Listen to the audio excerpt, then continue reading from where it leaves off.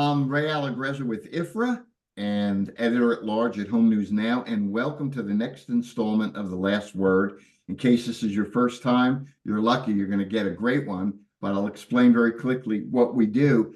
The Last Word is a podcast where I interview thought leaders of the industry that have unique perspectives, and I like to bring these people to your attention to share their information and their worldviews to make this industry better, faster, and smarter.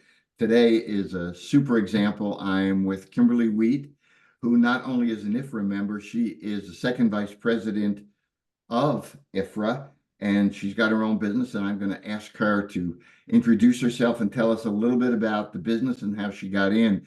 But before that, today's topic is something very crucial: marketing. Why marketing? Because, boy, this ain't your dad's business. This has changed. The demographics are changing. It's a whole new world. And unfortunately, many of us are still going to market thinking we're marketing the way we needed to market 10, 15 years ago. And that's not the case. So with that, I've got somebody that's going to put us in the passing lane of the fast track when it comes to marketing. Kim, welcome to The Last Word. Tell us a little bit about your company and how you got into the business. Sure. Well, hi there, and thank you so much for this. I started off, Ray, kind of the same path you have. I was a journalist. I was a sports writer. In fact, my first job out of college was with the Times-Picayune in New Orleans. So I'm a writer at heart and a question asker at heart, which I think makes me a good marketer, and working really well with store owners or dealers. And so I think that that's just one of the crucial points. I think good salespeople are good question askers, and so that's really at the heart of all of this, is asking the right questions. But I about 10 years ago, I started WB Media Group with Greg Bunting, who's now my husband, and he has this retail management background from the furniture industry, and I had this marketing and also some manufacturing rep background, and so we kind of joined forces, and at heart we're a marketing agency for furniture dealers. We, at the very heart, I'm a conduit for furniture stores and all of this vast array of vendors out there that are selling them advertising or ways to advertise. It's extremely confusing for any store owner. It is, especially when they're concerned about merchandising and sales, and they come to market and they walk into HFA room, or they walk into the Ashley showroom where all the vendors are, and they're overwhelmed by all these shiny objects out there. And what I do for dealers across the country is really help them fit the pieces together for them, what makes sense and within their budget, and all that. So that's kind of what I do all around the country for furniture dealers. That's the main part of my business. I have a secondary business. I am the marketer for Robin Prather. She's a high impact company.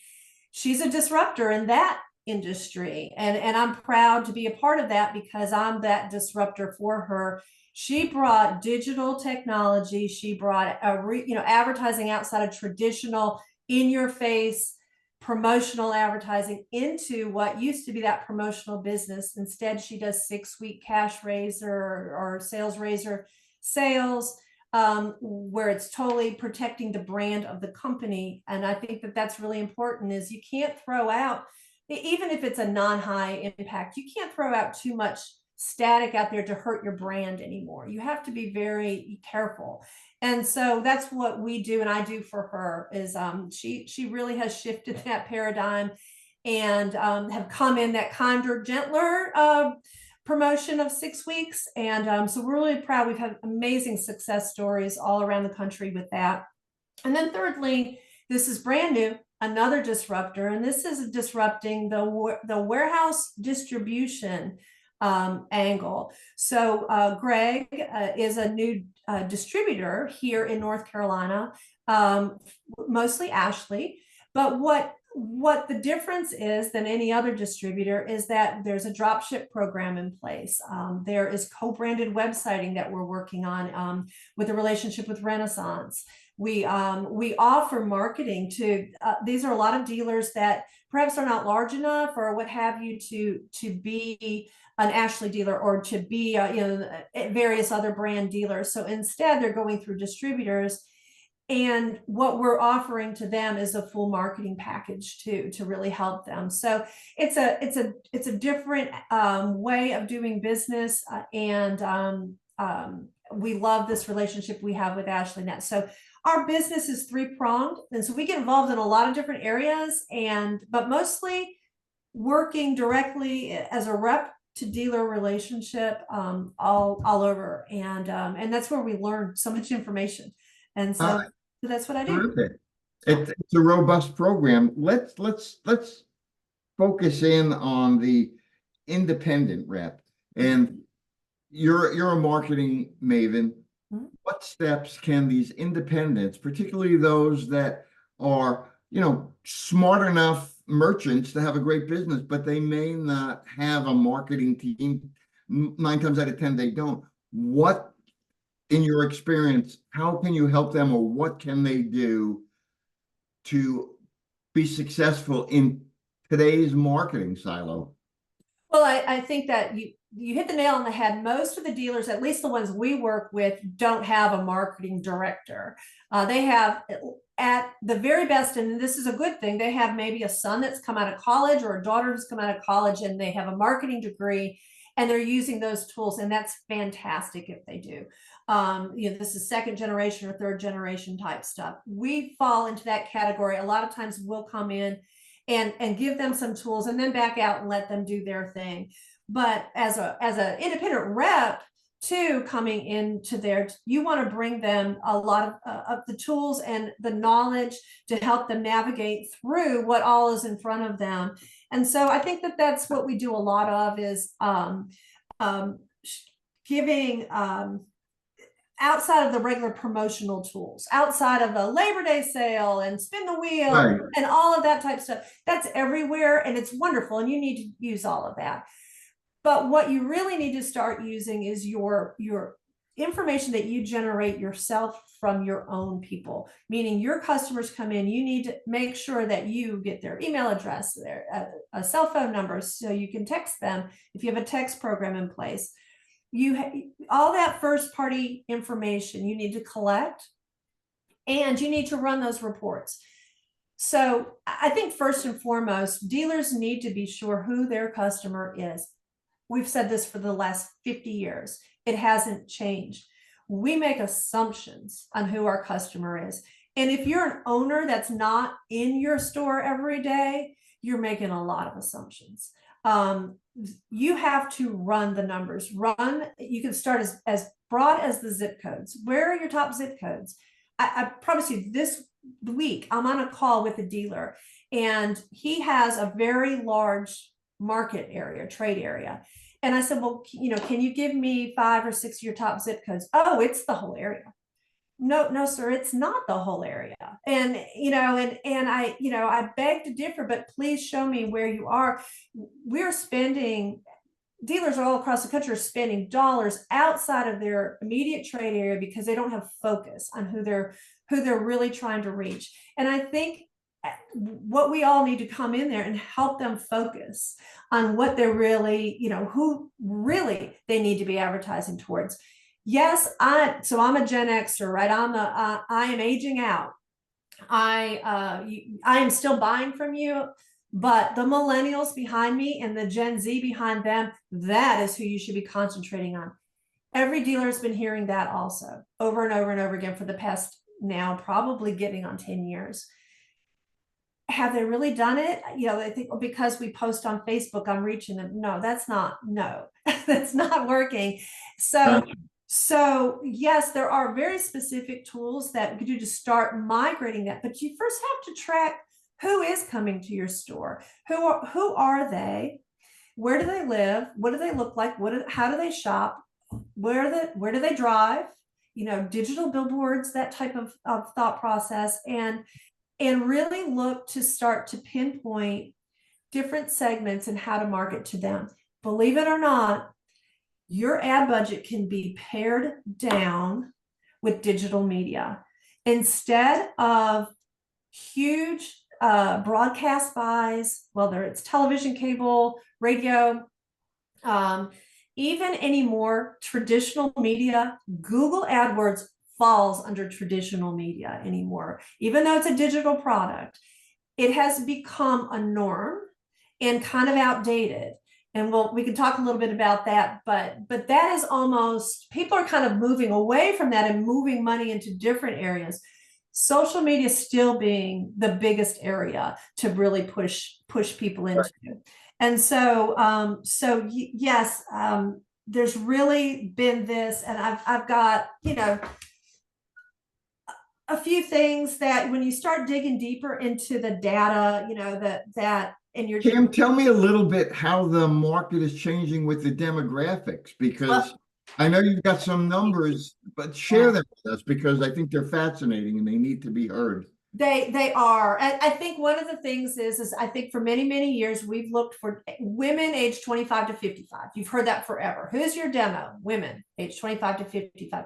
That is changing. So that's exactly what my generation is. But if you go behind me to the millennials, that has changed a lot. And millennials now are the largest population group. So just remember that they're ruling the roost right now.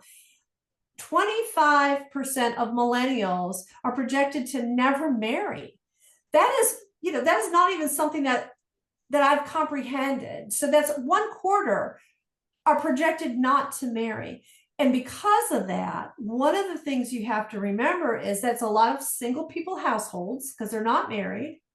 It's a lot of male single people households too. So all of a sudden this female demo is changing, and with single males. Now, I think married couples, I think still you're reaching the female when you're talking about home goods. But Right? all these male households, 28% of American households have one occupant. And you and I talked about that earlier today. That is a crazy number to me. Think about that, how much less furniture they need, quite frankly, smaller house. There's growth. The only housing growth right now is in apartments. So we have to think about that, including the manufacturers who have to frame sizes of furniture correctly for smaller homes. So there's a thing, they're called solos now. They're not even called singles, they're called solos. And we have to address that in our marketing, and we have to find that super easy to find through social media marketing and for digital marketing. You look for those demos and you can advertise directly to them. The other part, and this is what we talked about, is that within that millennial group, there are subgroups, and the solos are one of the subgroups. But the other subgroup that I really want to drill down a little bit with you today, Ray, is the Hispanic subgroup. It has changed everything in America. What can you tell us about that segment? Besides, it's huge, right? It's huge. It's 20% of the population. Okay. 20%. So as an example, or as a comparison, so the Black population in America is 14.4%. So that has happened recently, that flip-flop, right? And this is what we know through census numbers. That all can change too in the next few years. So you've got a large population. The ad spend that we all spend, only 4 to 6% of the entire US ad spend is geared towards Hispanic or Spanish-speaking people. And you just said they're 20%. So right, so 20% of the population is getting about 4% of the ad dollars.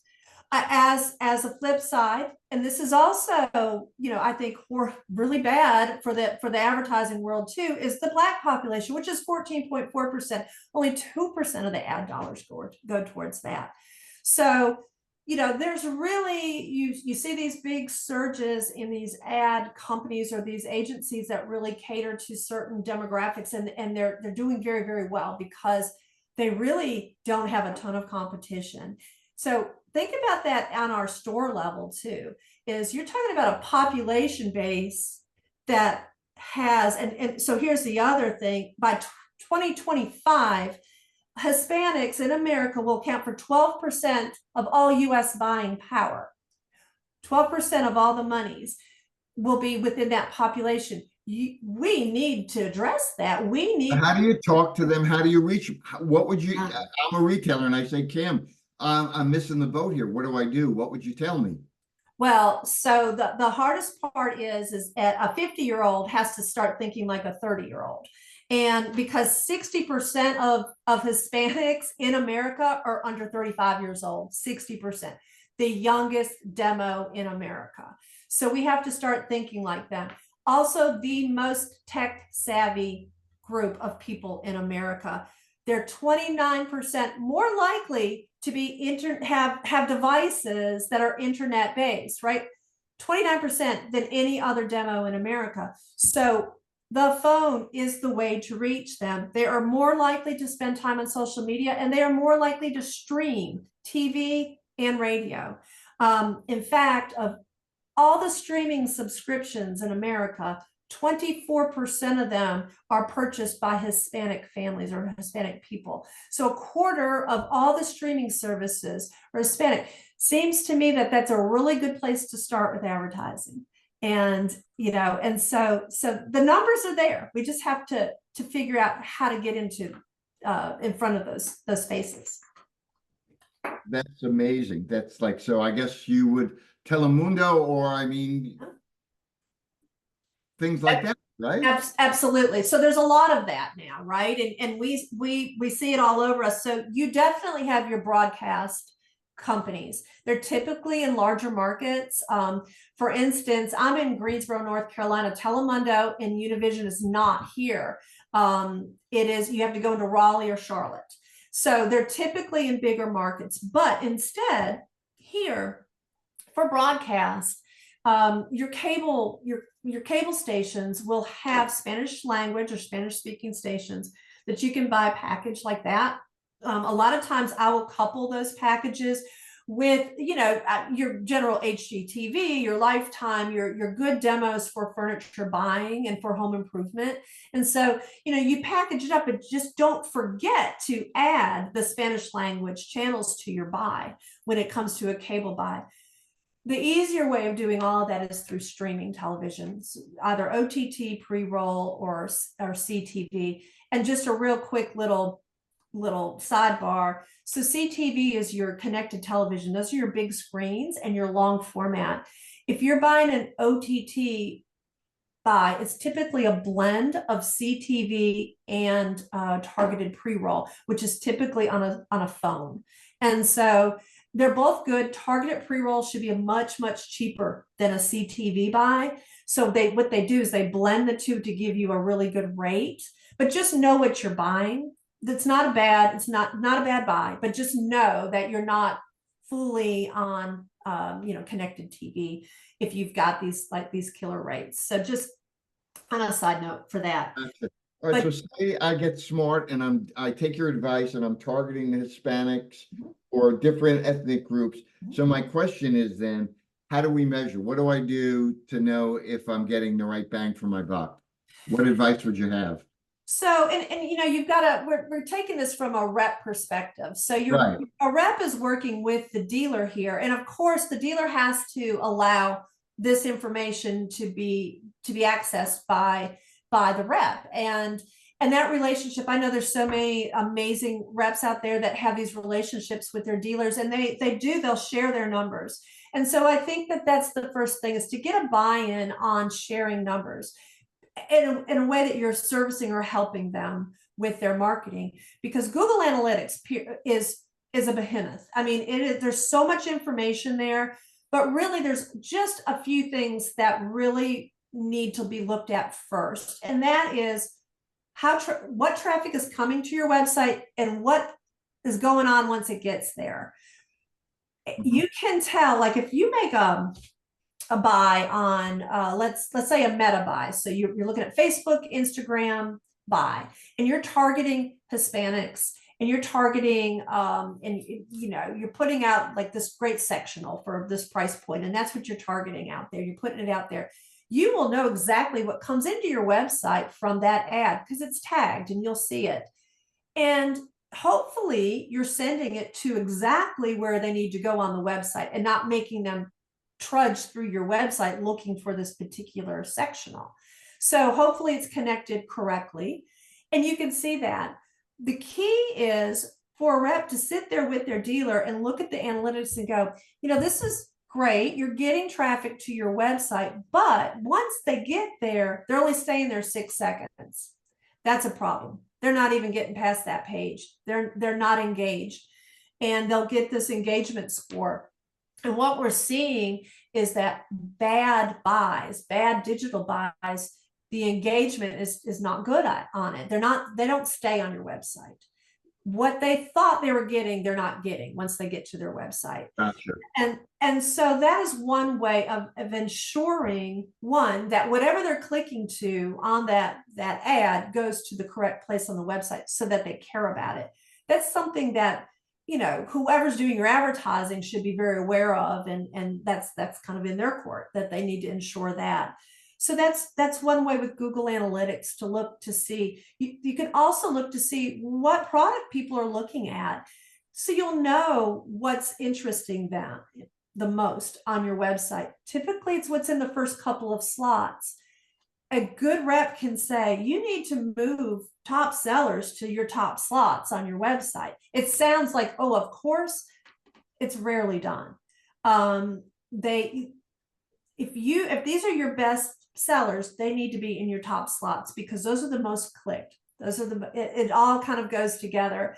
If I'm repping a line, I'm going to fight for my line to be front and center on your website. And so that's something a rep really needs to do, is really not just look at the store, the merchandising in the store and the slots, but also what slots do you have on the website? Are you featured on the homepage? Things like that I think is really important. But if you're making these buys out there, if you have a targeted email out there and you're targeting a certain demographic, first of all, what's in the email better be pertinent to them. And secondly, once they come to your website, are they clicking through? Are they getting through to anywhere? And, a lot of the dealers I work with, they don't have e-commerce. Most of them don't. Some of them do. Most of them don't. Or if they do, they don't actually make, many sales off of the website. But it is crucial to have prices on your website. Who wants to go and click on a picture, an ad, and you go to the website and there's no call the store for pricing? I'm not going to. And, and so that's just a dead end right there. I think that's what we're seeing. We're seeing ad buys made, targeting made, they come to the website and then there's no price, or they're sent to a homepage where they have to navigate a whole website and they're just mad. You're losing dollars that way and you're frustrating customers. So I think that a rep can look through all that process with a dealer and really help them with that, to see exactly what what's happening once they get to the website and what's the engagement rate of it. It could also help the rep learn about their product on that website, of how many people are actually going to their product on that website. Right. So make it simple, make it seamless. I got time for one more question. We're almost out of time, but reps, I hear all the time, I go into the store and, I need to bring them something. What marketing ideas as a rep could I share? Do you give me some top ideas I could share when I'm talking to my retailer about marketing? Sure. Well, I think that there's, I think as a rep, one of the things that you can really, really do for them is come in with your cell phone. If you've got a new placement, if you've got a piece that just needs to be moved out or what have you, shoot some video for yourself, for them, build them. There's so many little apps, including just right there on Instagram, where you can build a little reel that they can use on social media. Do that for them. Build them a couple little carousels, little something. Your product, it's self-serving, but they will run it. They need content for social media or for their ads. You can do that, make it fancy, but download an app. I promise you, it's not hard. It'll take you 5 minutes to learn, and you can make these great little videos that promote your product for them, and then they've got content. And if they want to put money behind it, that's another thing. Do you as a company have money to put behind it? If you give them $5 ads for social media, can you sock in, $200 to throw those out for the weekend and then test it, see what happens? Did you sell anything off of it? Was it worth it? I guarantee you it'll be worth it. If you don't have a Canva account, open a free Canva account, teach your dealers how to do that. They can design all the marketing they want. It's super easy. They don't have to worry about graphic artists anymore. And it's a free account. I pay for the higher level account. It has AI with it and all that. It's super cool and it's still inexpensive. I would definitely bring that to them. Their social media, if they've got, Facebook and Instagram, all this, there's you can get free account on Social Pilot, or you can pay for it also, but it's still fairly inexpensive. You can answer everything, every message right there on that platform. You can post on it. You can do everything on it. And it's all in this calendar base. So you can do a whole month at one time. And it's not priced the way that so many of those platforms used to be. This is much less expensive. It's called Social Pilot. It's a really good tool. So you can bring those things to them. Also, I think one of the most important things is for you to really to work with them on their data, making sure that they collect emails, making sure they have a Constant Contact or MailChimp account, and that they're emailing out their own customers. That's free. They need to be doing that. Every once in a while doing a targeted email blast to gain email customers and to gain customers. All of that you can bring to them.